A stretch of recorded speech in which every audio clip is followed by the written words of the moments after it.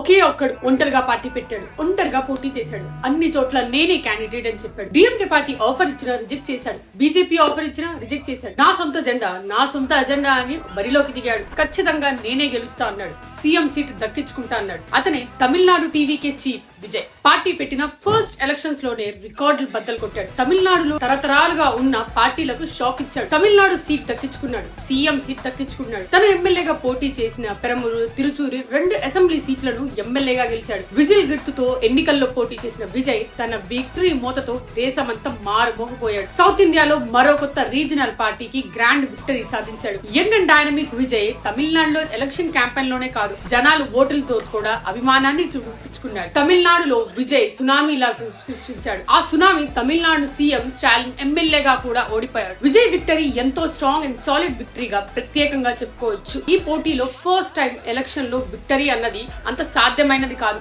NTR, MJR లతో ఇప్పుడు అందరూ విజయ్ ని ప్రశంసిస్తున్నారు. విజయ్ ఒక్క దెబ్బతో పొలిటికల్ రికార్డులన్నీ బ్రేక్ చేసి ఇండియాలో సెన్సేషన్ గా మారాడు.